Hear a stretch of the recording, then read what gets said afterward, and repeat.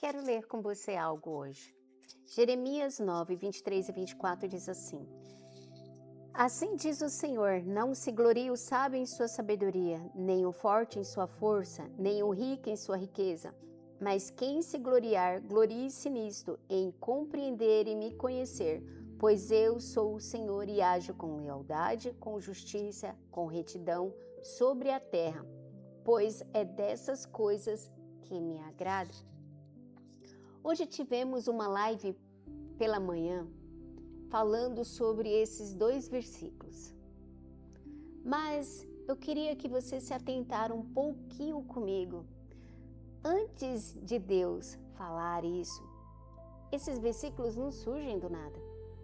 Eles são a conclusão de um diagnóstico espiritual severo que Deus está fazendo sobre Judá. Se voltarmos um pouquinho mais atrás no capítulo 9, você verá que Jeremias está lamentando a condição do povo.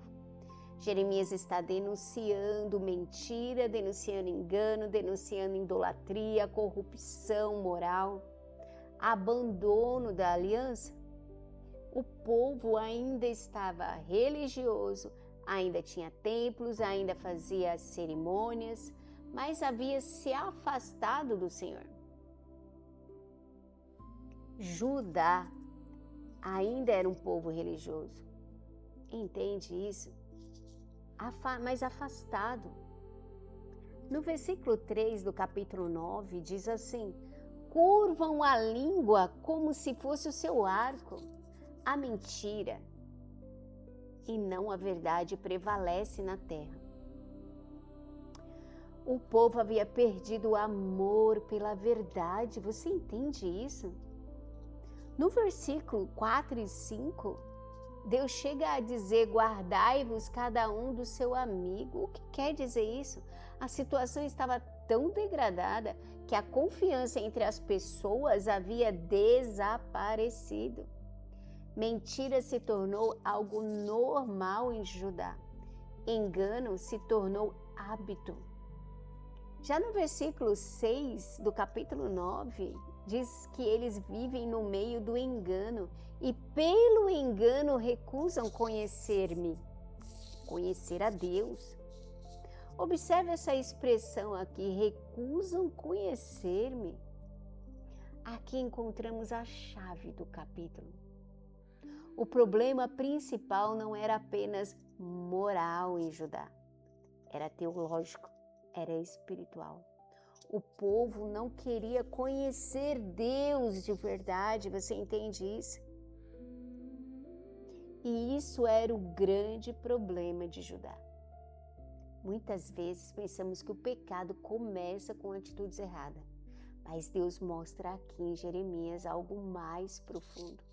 O pecado começou porque eles abandonaram o conhecimento de Deus. Quando a visão correta de Deus desaparece, a vida também se desorganiza. Nos versículos 12 e 14, se você ler, Deus faz uma pergunta impressionante. Por que razão pereceu a terra? E a resposta vem nos versículos seguintes, se você ler. Porque deixaram a minha lei e seguiram seus próprios caminhos. Você percebe isso? O problema não era falta de inteligência, não era falta de recursos, não era falta de religião.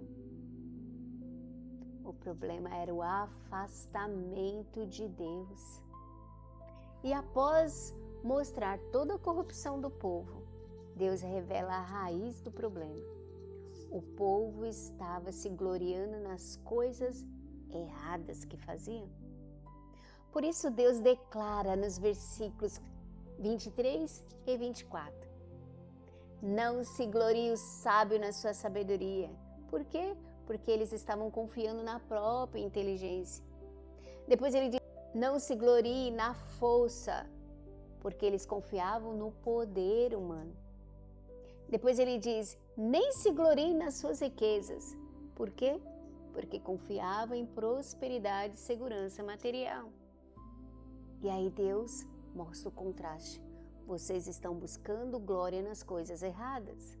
Em outras palavras, o que Deus quer dizer?